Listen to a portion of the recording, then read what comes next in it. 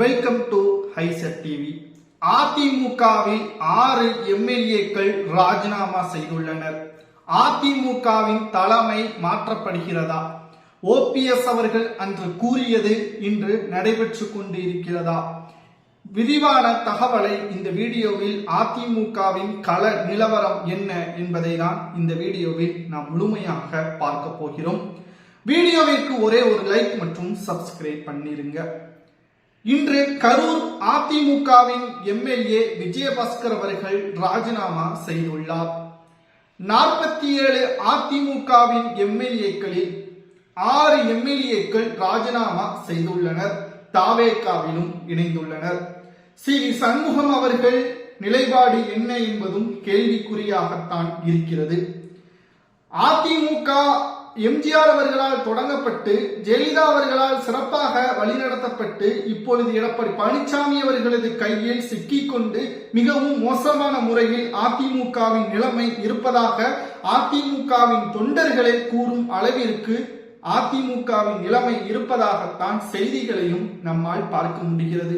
ஏனென்றால் அதிமுகவில் இருந்து ராஜினாமா செய்த நிர்வாகிகளாக இருக்கட்டும், எம்எல்ஏக்களாக இருக்கட்டும், தாவேகாவில் இணைந்த பிறகு ஒரே வார்த்தை தான் கூறுகிறார்கள், எம்ஜிஆரின் ஆட்சியை விஜய் அவர்கள் மூலமாக நாங்கள் பார்க்கிறோம்.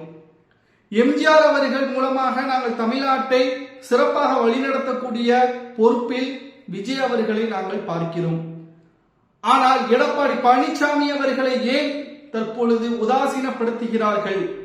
எடப்பாடி பழனிசாமியின் தலைமை சிறப்பாக இல்லையா என்ற ஒரு கேள்விகளும் இங்கு முன்வைக்கப்பட்டு வருகிறது. அதிமுக 2021 சட்டசபை தேர்தலில் தோல்வியடைந்து எதிர்க்கட்சியாக வந்த பிறகு உட்கட்சி மோதல் அங்கு மிகப்பெரிய அளவில் மாறியது. அதிமுகவின் உட்கட்சி மோதலில் ஓபிஎஸ் அவர்கள், சசிகலா அவர்கள், வைத்திலிங்கம், மனோஜ் பாண்டியன், புகழேந்தி, தற்பொழுது சபாநாயகராக இருக்கக்கூடிய ஜெயசிடி பிரபாகரன் போன்றவர்களை ஒருங்கிணைக்க வேண்டும் என்பது மிக முக்கியமாக பார்க்கப்பட்டது. ஆனால் யாரும் அதை கேட்கவில்லை. கட்சியிலிருந்து இவர்களை நீக்கினார்கள். அதிமுகவில் மிகப்பெரிய அளவிலான பிரச்சனைகளாகவும் அப்பொழுது பூகம்பமாகவே வெடித்தது. அங்கு இருந்துதான் தற்பொழுது வரை அதிமுகவின் ஒற்றுமை இப்பொழுது வரை கிடையாது. 47 எம்எல்ஏக்கள் எடப்பாடி மூலமாகத்தான் வந்ததா என்று கேட்டால், இரட்டை இலை சின்னத்தில் தான் எனது ஓட்டை செலுத்துவேன் என்று கொள்கையாக பாரம்பரியமாக அதிமுகவிற்கு வாக்குகளை செலுத்தியவர்கள் தான் தற்பொழுது போட்டுள்ளார்கள். அதுவும் 1.5 கோடி தொண்டர்கள் கொண்ட பெரியக்கமாக இருந்த அதிமுக பெண்களது ஓட்டுக்கள் இந்த முறை குறைவுதான். இளைஞர்களது ஓட்டுக்கள் இந்த முறை அதிமுகவிற்கு குறைவுதான். ஓபிஎஸ் அவர்கள் அன்று கூறினார், திமுகவில் இணைவதற்கு 3 நாட்களுக்கு முன்பாக கடைசியாக ஒரு முறை அதிமுகவில் வெற்றி வாய்ப்பை ஏற்படுத்துவதற்கு ஒற்றுமை மட்டும்தான் ஒரே வழி என்று கூறினார். அதற்கு எடப்பாடி பழனிசாமி அவர்கள் என்ன கூறினார் தெரியுமா?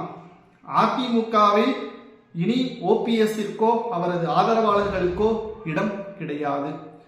அதிமுகவில் ஓபிஎஸ் அவர்களுக்கோ அவரது ஆதரவாளர்களுக்கோ இடம் கிடையாது என்று கூறிய அடுத்த நொடியே வேறு வழியில்லாமல் தேனி மாவட்டம் முழுவதும் அதிமுகவின் தொண்டர்களை சந்தித்து தாய் கழகமான திமுகவில் இணைய போவதாகவும் தெரிவித்து விட்டார் ஓபிஎஸ் அவர்கள். அதற்கு பிறகு திமுகவில் இணைந்ததையும் நம்மால் பார்க்க முடிந்தது. சரி, தேர்தலும் முடிந்துவிட்டது. அதிமுகவும் 47 எம்எல்ஏக்களை பெற்றுவிட்டது. புதுச்சேரியில் ஆலோசனையும் நடத்தினார்கள் தனியார் ஹோட்டலில். ஆனால் சி வி சண்முகம் அவர்கள் எடப்பாடி பழனிசாமி அவர்களே அடிக்க பாய்ந்ததாகவும் ஒரு செய்திகள் வெளியானது. ஏனென்றால் திமுகவுடன் கூட்டணி வைத்து திமுக நமக்கு வெளியே இருந்து ஆதரவு தரும், நாம் ஆட்சி அமைப்போம் என்று கூறும் அளவிற்கு எடப்பாடி முடிவை எடுத்தார். ஏன் நாம் திமுகவிடம் கை கட்டி நிற்க வேண்டும்? தற்பொழுது தமிழ்நாட்டில் நடக்கக்கூடியது தொங்கு சட்டசபை. தாவேகாவை மக்கள் தேர்வு செய்து விட்டார்கள். நாம் 3வது இடத்திற்கு தள்ளப்பட்டுள்ளோம். ஒருமனதாக விஜய் அவர்கள் முதல்வராக நீடிக்கட்டும், நாம் அமைச்சரவையில் இடம்பெறுவோம், உங்களை துணை முதல்வராக நாங்கள் பொறுப்பேற்க வைக்கிறோம் என்று சி வி சண்முகம் அவர்கள் பலமுறை கூறினாராம். ஆனால் எடப்பாடி பழனிசாமி அவர்கள் ஒரு புதிதாக வந்த நபரை நாம் அடையாளப்படுத்தி அங்கீகாரம் கொடுத்து முதல்வராக பொறுப்பேற்க வைத்து விட்டால் இனி வரக்கூடிய ஒவ்வொரு தேர்தல்களிலும் அதிமுகவின் நிலைப்பாடு மிகப்பெரிய அளவில் மாறும் என்ற தகவலும் தற்பொழுது கிடைக்கப்பெற்றுள்ளது. நன்றி, வணக்கம்.